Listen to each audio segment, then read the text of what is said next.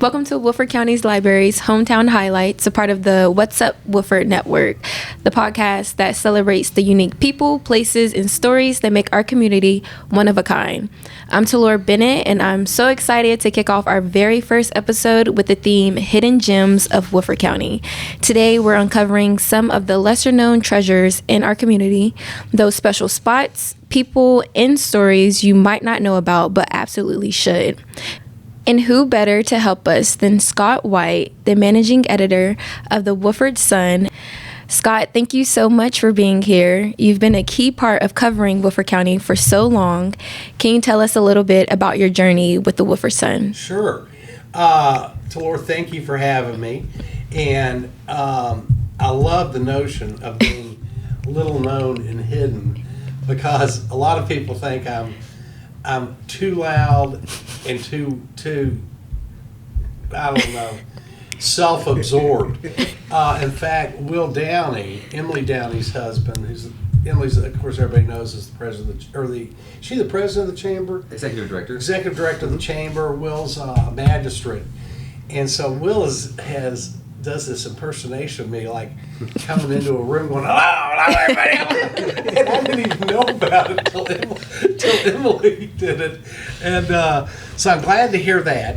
My history with the Woodford Sun is kind of odd in the sense that I grew up here, and one of my best friend's father, Ben Chandler II, was the publisher.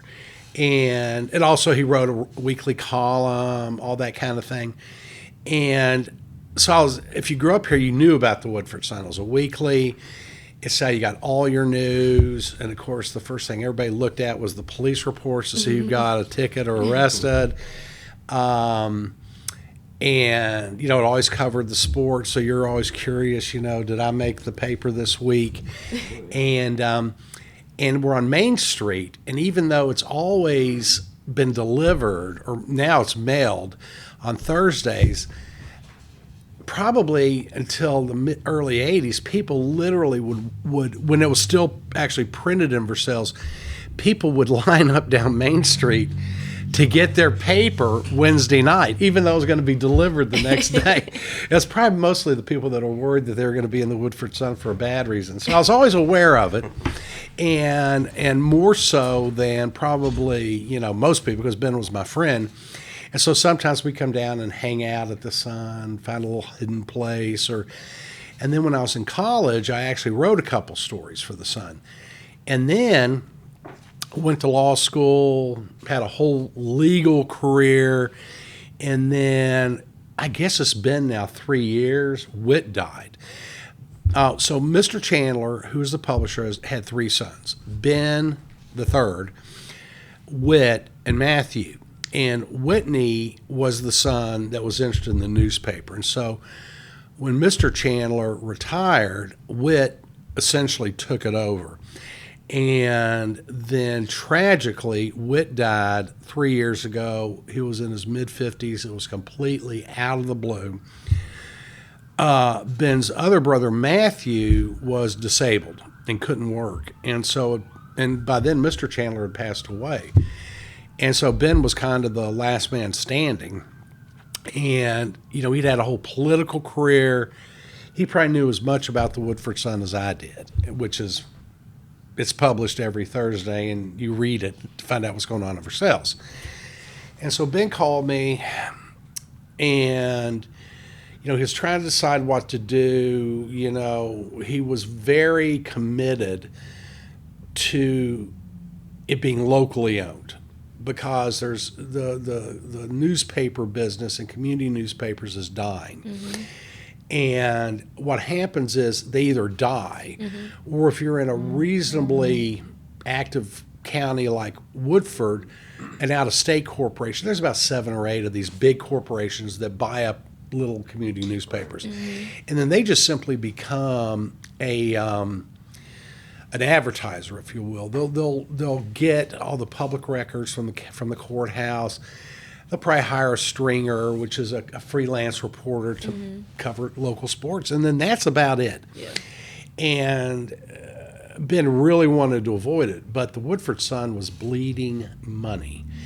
And I can tell you now, it has not turned a profit since probably 2013 or 14.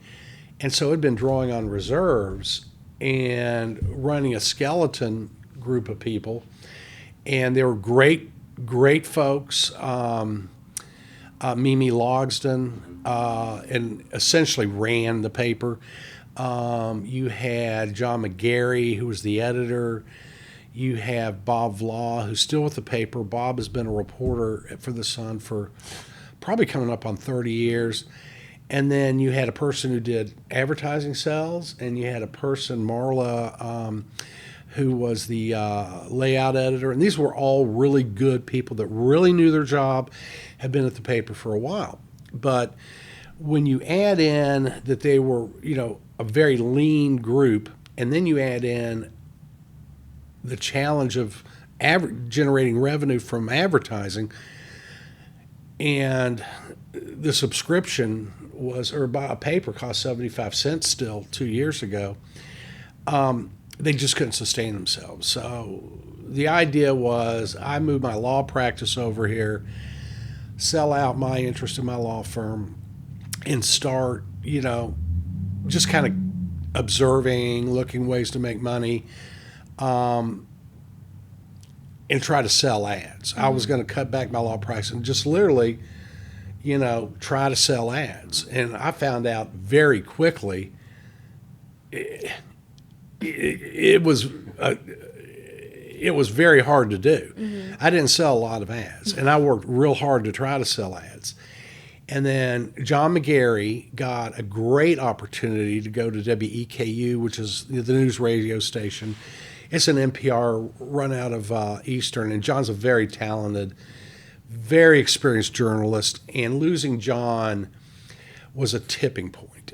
John left in December of 23, I believe, and we then revisited selling the paper.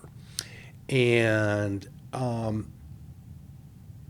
basically, the long and the short of it is, Ben had been talking about, and I've been doing a lot of research on converting to a nonprofit. Mm-hmm. If you're a nonprofit, then you suddenly can access large sums of money, very large foundations are out there that that are First Amendment kind of foundations, and they're committed to saving local coverage, getting news coverage into news deserts. And as long as we were for profit, we couldn't do that. And so we made the decision to go nonprofit, which would open us up to being able to get grants, to be able to, do other kind of innovative things that could generate revenue. And we thought we could save the paper, and we are. Mm-hmm. So we were fortunate that a woman, Melissa Patrick, who's also from here and is in the Woodford County Public Schools Hall of Fame, is a journalist, and she agreed to basically come in and help out. And that morphed into a much larger role. And then Marla retired, Mimi retired, our salesperson left, and it was basically me and Bob and Melissa. Oh, I forgot to mention Brenda, who also is a long-term employee too. I can't believe I forgot Brenda, because Brenda is critical to what we do. She's in a lot of respects the glue. She's probably the face of the Woodford Sun for most people. That's who is in the front. She's the circulation manager, but does a whole lot more. And then I had to start. Now I'm getting to the answer to your question. So then I took over as the editor when McGarry left. And unlike most editors, I adopted the John McGarry model, which was you're also an active reporter. You write the occasional column.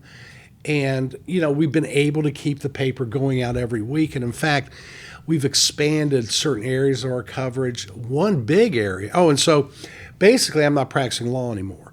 I'm down to like 2 cases, and as soon as those 2 cases are gone, then I'm literally going to turn in my law license just so I don't have to go to CLE and pay bar dues anymore.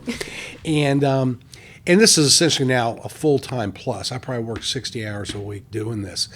And we've expanded. We're taking a harder look at some issues. We've got 2 investigative projects right now that I can't talk about, but things we're looking at, which are interesting. Nobody's getting in trouble. Nobody's stealing money. But it's something the Woodford Sun had. Yeah, it's like, Emily's thrown herself under the desk, and she's probably going to take her brother James with her. But poor James. But and then the other thing we made a decision to do was the Woodford Sun has never in its history taken editorial positions. So think about newspapers. The Herald Leader every year, just looking at the biggest newspaper next to us, they endorse candidates. They support or don't support various initiatives in Lexington or statewide. And so we made the decision, we're going to start taking editorial positions, which I will tell you surprised some people. And the first one, is it okay just tell a quick little anecdote? Go ahead. The first one is funny. So this is before you got here, and Corey would probably laugh about this. But one of the really cool things that the prior mayor, Brian Trogett, took a leadership role on, along with a whole lot of other people, and a former council member, Ken Kirchhoff, was the development of the Versailles market, farmers market, and entertainment district. It's essentially kind of be called the Versailles Entertainment District, what most people refer to it as now. Don't you think, Corey? Oh, totally. Yeah. And so, and it was on like a fast track. This thing was getting built, and they had this grand idea that they were going to put this big arch. As you come down Main Street, you come to the Court Street exit, and then you go to the Court Street entrance. Of course, you turn right on Court, where you go, that's like where the Amsden is, Velazzi's, the businesses behind the courthouse annex.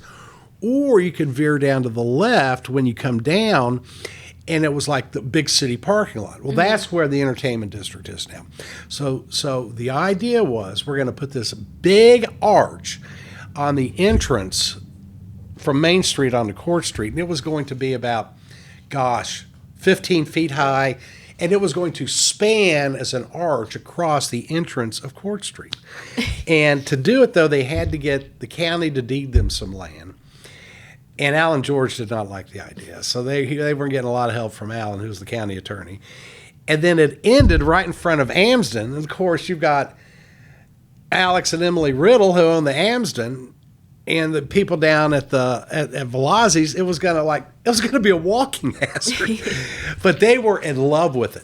And I will tell you, I don't know if you remember looking at the picture, it was ugly. It was just, I decided it's gonna make us look like Nicholasville. And so Ben and I were talking about it. We're laughing over it. Like, he says, we are such goobers. Why are we doing this? We just, when we think we're not the dingbat goobers we are, and we have a little bit of sophistication. There's this downtown revitalization. We got these cool shops. We got these cool restaurants. We're going to have a cool hotel. We decided we want to be like Nicholasville. And as you can probably tell, I have a low opinion of Nicholasville. So at any rate, I do a column on it, and I declare it the biggest eyesore, that we're going to support this eyesore. So the column comes out on a Thursday. People can't believe the Woodford Sun has dared attack the mayor and this committee that was putting it together, because they're all leading people. And let me just also say, these are fabulous people. And this project not only was a visionary, it is going to be a legacy project for the people. I suspect that Brian will say when he's 60 and he looks back at his career in public service, he'll say, that's one of the big things I'm really proud of. Laura Dake, who's the current mayor, was very involved. Her and her husband made one of the big contributions, financial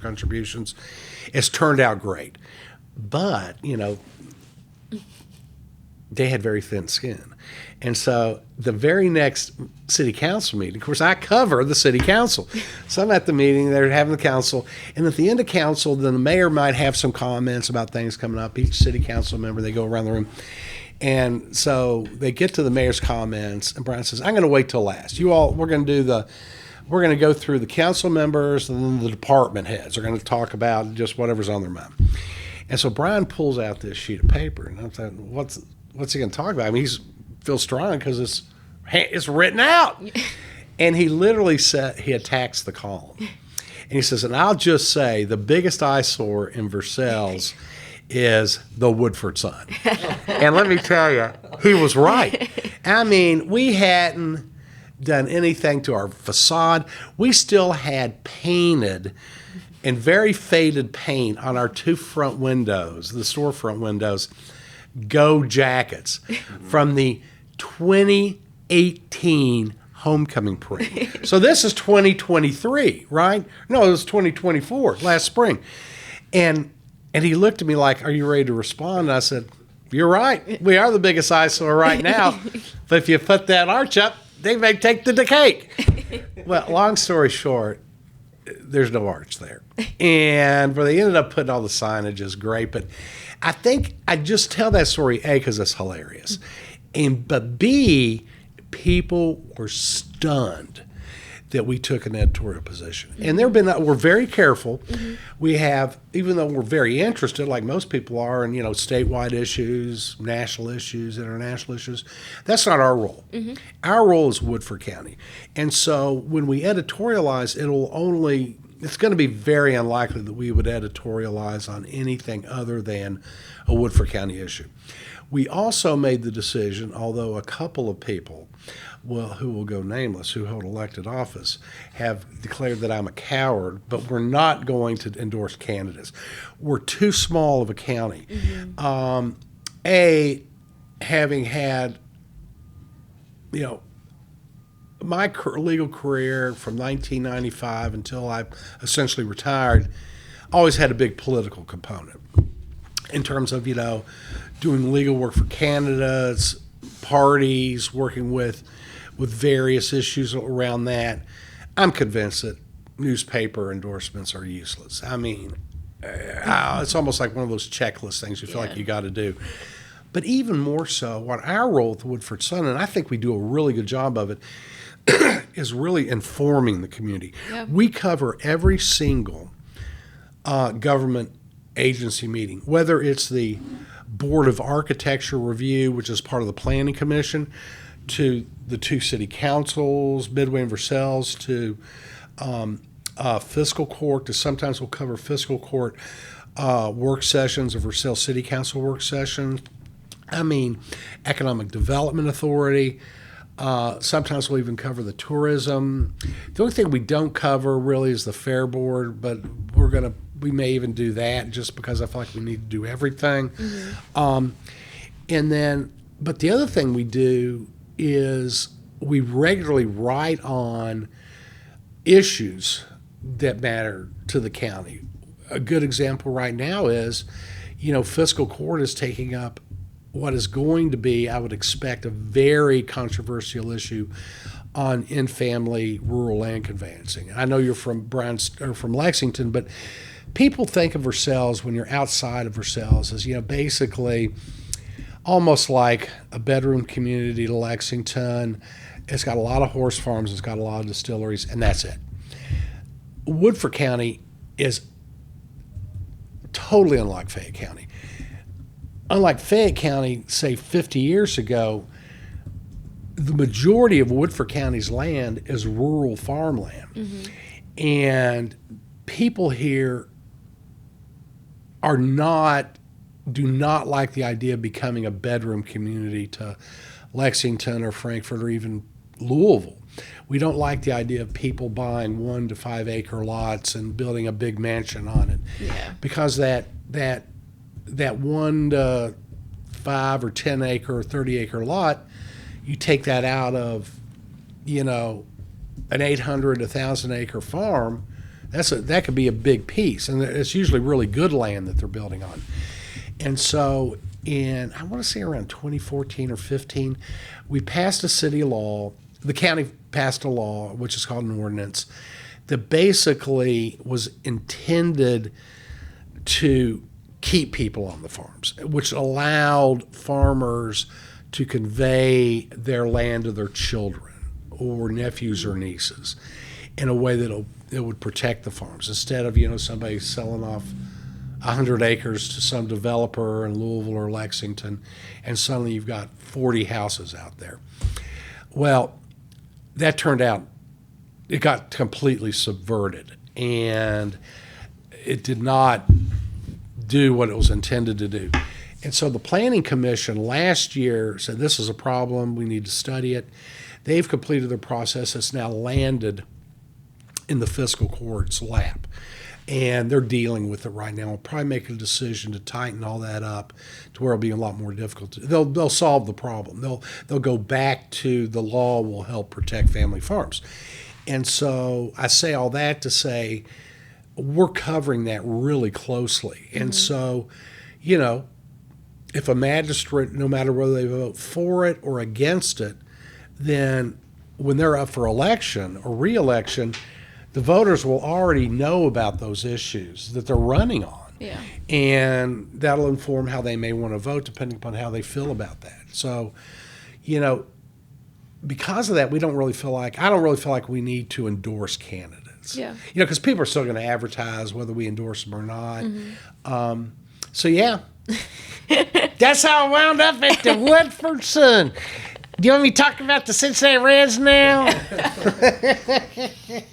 Okay, so now I have to ask, what's one story, a story that has hit close to you that you have covered, or something that you just won't forget, or something that you think everyone should know about that don't know about? Oh, wow. Woodford County? Yeah.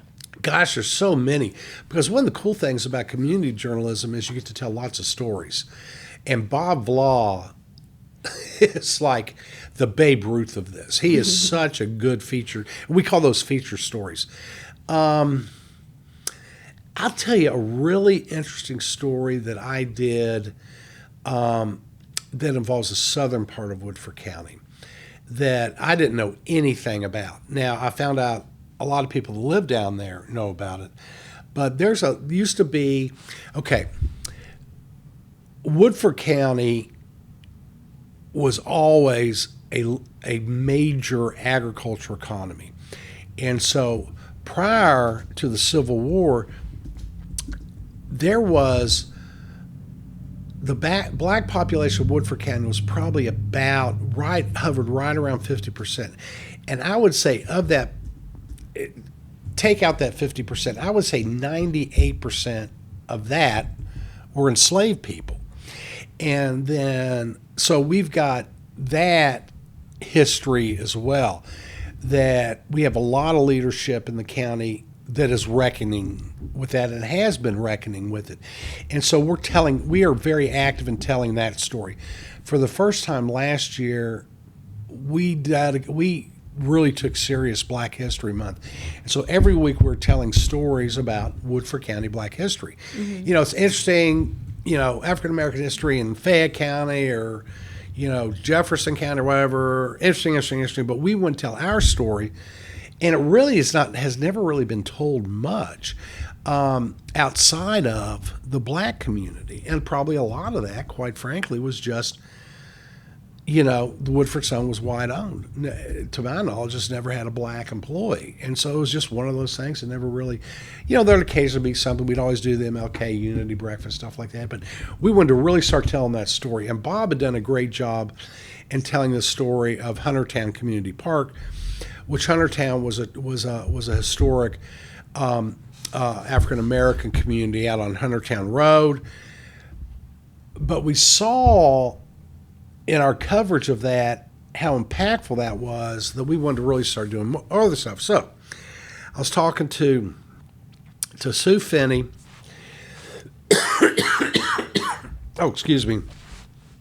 Who's a former history teacher at Woodford County, fabulously gifted woman, and Lynn Pruitt, who owns her and her husband own Four Hills sheep farm down in that area of the county, and there was a community called Elm Bend. So Civil War ends. We had in Woodford County upwards of 10 to 12 communities where enslaved people were already living or went to. And they were very rural, so you had Huntertown, but I could run off 7 or 8 names of places. One of them was Elm Bend, which is in the southern part of the county, and it's interesting.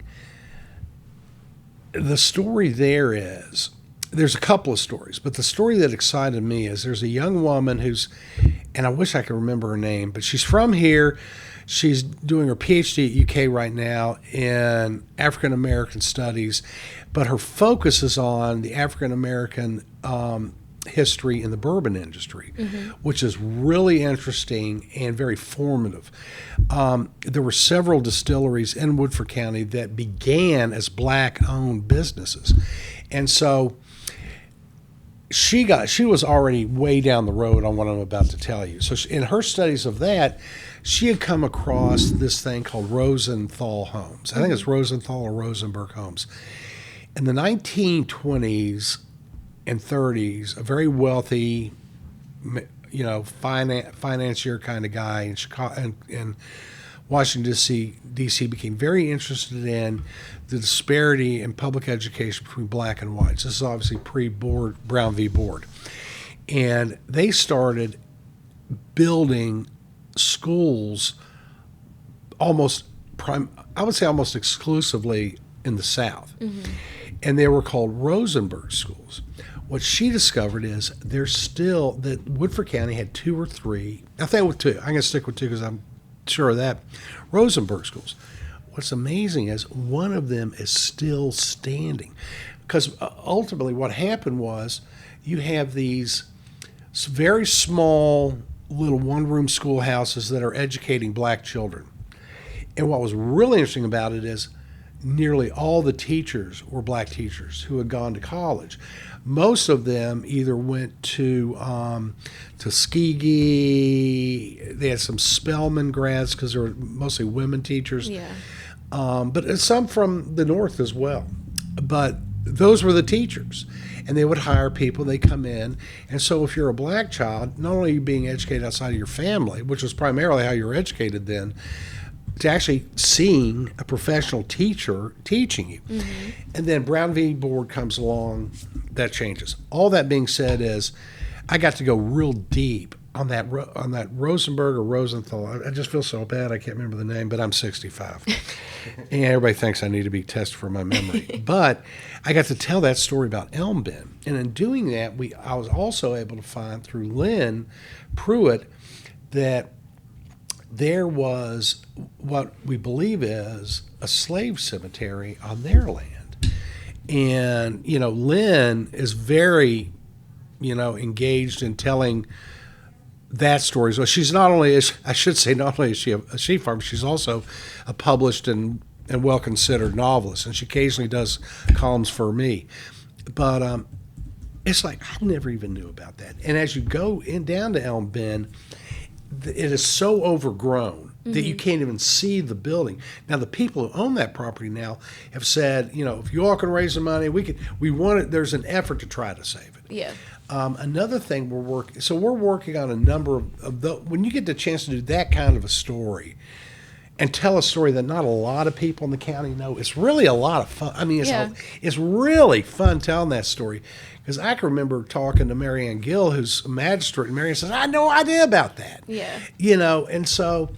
And the other thing we're trying to emphasize on that is it's not really black history, it's Woodford County history. Yeah. We're trying to make it the idea it's a shared, everybody own it. And then another kind of fun story that I've gotten to do is just the whole Velazzi thing. Velazzi, which is the Italian restaurant on Court Street, it's a game changer. And so I got to tell the whole story about how this very high-end, award-winning restaurant that's only located in Pittsburgh wound up having its only other Velazzi's in Versailles, Kentucky. And so I got to tell the story about these guys that had played football together in Pennsylvania. And one of the guys, John Rabinowitz, had married a girl and had settled here, and they were in town. And they looked at the old city jail and said, boy, wouldn't this be a good place for a restaurant? Let's see what Julian thinks. Julian Velazzi's the son who's now runs it all. So he says, yeah, I don't know if we want to open a restaurant down here, but before you know it, they do. And so we got to tell the story of, the city jail, that the city, or the county actually owned it. The county got to make some money in selling the property. And we've got this great restaurant that has gotten wildly great reviews. And they're in their, I think, their third year. So I think they've survived. We've proven that even though we're, hicks and goobers, that at least we can attract the sophisticates to come here and eat. Yeah. But it's interesting. Some of the Irish horse farm people also are involved. And so, it's become kind of a go-to place for what I like to tease them about, the la-di-da horse crowd. So that's kind of a neat story we've gotten to tell too. Yeah. Okay, so speaking of hidden gems, our library has opened a brand new history room. That's where I met you. I know. Our first time meeting. I love that history room. And it's filled with fascinating local records and even including historical Woodford Sun newspapers. And I know you had a chance to visit it plenty of times. So what do you think of the collection, and what could someone find there? Well, it's world class in that sense. You would not expect to see that type of archive in a small county library, plus the staff that knows how to deal with those kind of records and are committed and love those kind of things as a resource for the county. I use it every week, and you've got everything from deed records to court records to government meetings, and basically every newspaper that was published in Woodford County, at least going back to 1861. Which is why I use it a lot. But genealogical researchers, I know that the people at Rail Explorers, which is that new business out of Falling Springs, which is a whole story in itself. I have been accused of picking sides, and in fact I did. Wrote a column about it. But when they were trying to analyze, who owned the railroad and blah, blah, blah, blah, blah, they hired someone to do some research for them at the library. And I would also say, I was an English history major. I'm a passionate reader. I really love literary fiction. And, it's expensive. And so to buy a book is going to cost you $20 to $40, a new book. And I'm one of those people that's, I'm always looking, so I'm ready to buy when it comes out. But my law office in Lexington was real close to the Lexington Library, so I usually would just go over and check it out. And like a lot of people who keep books, I just read it and then I give it to somebody. And I was saying, boy, I'm probably going to have to still use that Lexington Library. But I can only think of maybe one or two novels that have been published in the last 3 years that I wanted to read, and many of which would probably not have much of a wide readership. I've been able to check out there. And I even emailed somebody over there. I can't remember who it was, and if y'all buy this book when it's published, I want to be first on the list. And they emailed me back and says, well, I don't know. We'll look into it. Next thing I know, they bought the book. And it turned out there's like 5 people in line for it when I got it. They told me to hurry up and read it. And so, this is, but I think it's pretty widely known in the county how valuable this is. And, there's a bill in the legislature this year that's trying to fool around with how board members, local library boards are appointed, and that'll probably fail, but we don't have those controversies here. Stacy and her predecessor, other people who've been to the library for a long time, get to interact with the government, local agencies like fiscal court and the two city councils, that the people that wind up on the board are people who are passionate about the library. The other thing, knock on, this is laminate, but knock on my head wood, we've avoided some of the real lightning rods that have risen around public libraries. Mm-hmm. And I think a lot of that is just because the library does a good job of not only promoting what it does, mm-hmm. but people are so accustomed to going to the library for all kinds of programming.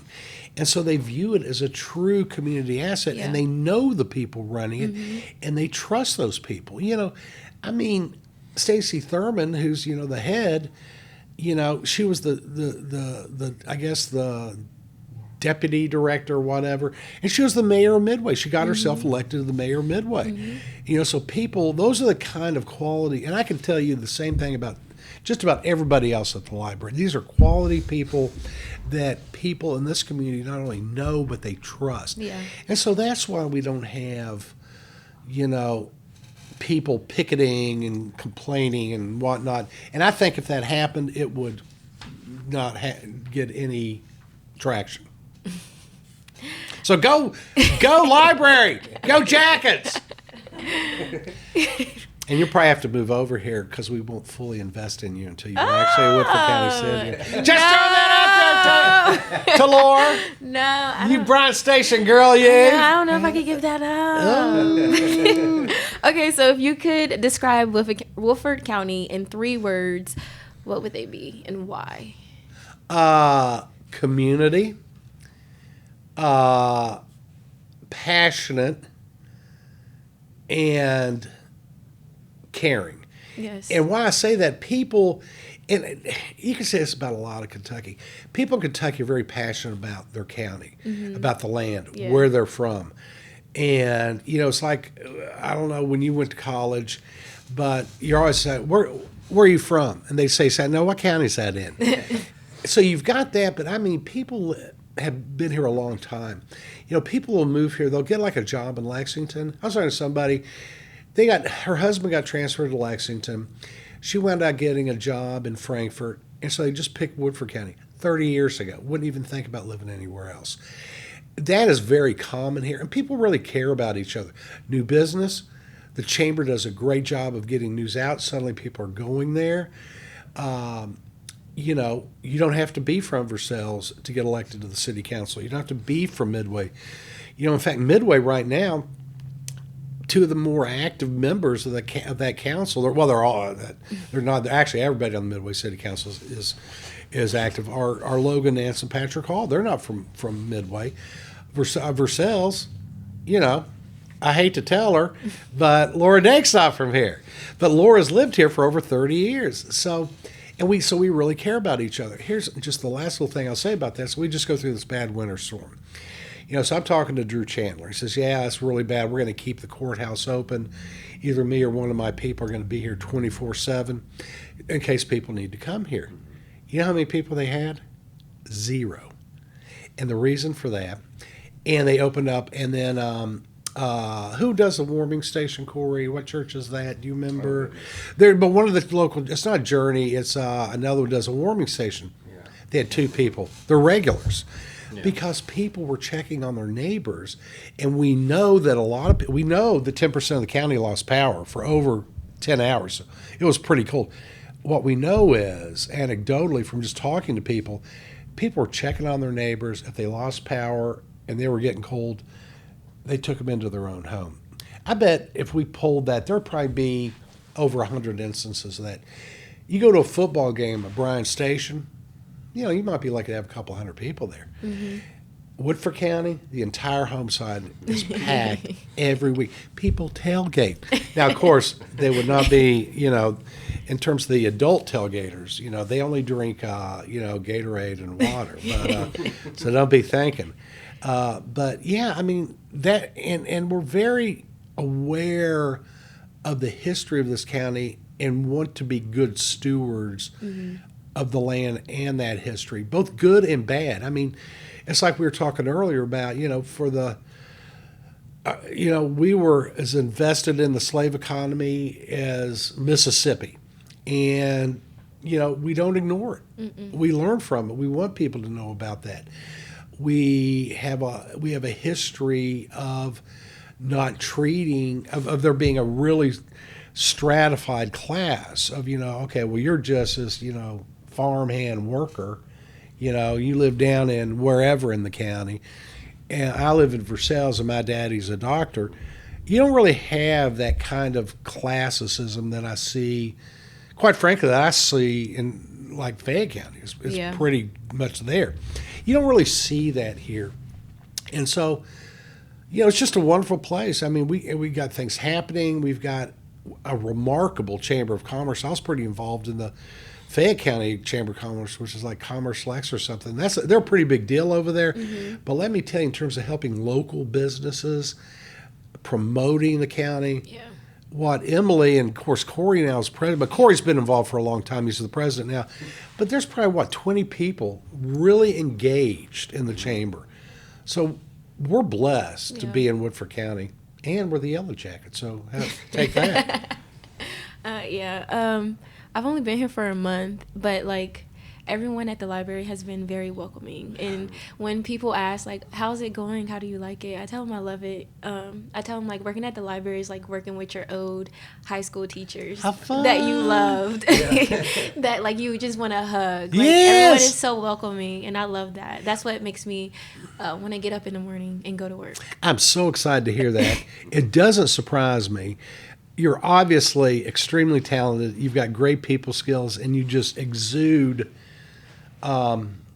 Mm-hmm. So you will fit in very, very well. And, I would have been, and here's the thing, and I think it was implicit in what you're saying is, you don't get the feeling that they're just asking, "Oh, how you doing today?" And then move on. That they want to know. They care. And it's like, "Oh, you're not feeling. Well, go down to Am's and have some coffee. You don't have to clock out." And I love that about each and every one of them. They've been very welcome since I started. That's correct. So I love that. Oh, hooray! Well, for anyone interested in learning more about Woodford County's history, the History Room is a perfect place to dive in. You can explore local records, newspapers dating back to the Woodford Sun's early years, and much more. Here at the library, we're all about connecting people to the past, and our History Room is just one way we're doing that. But it doesn't stop there. We also offer programs, workshops, and resources that let you dig into Woodford County's rich history. Whether you're looking for old records or simply want to know more about what makes this place so special. Thanks for joining us on this first episode of Woodford County's Library's Hometown Highlights. I hope you enjoyed hearing about the hidden gems that make Woodford County unique, and a special thank you to Scott White for sharing his insights. Don't forget to follow us and share your own hidden gems with us. We'll love to hear from you. Until next time, take care and keep exploring all that Woodford County has to offer. Woodford County Libraries, where history, community, and discovery comes together. I'm Talor Bennet.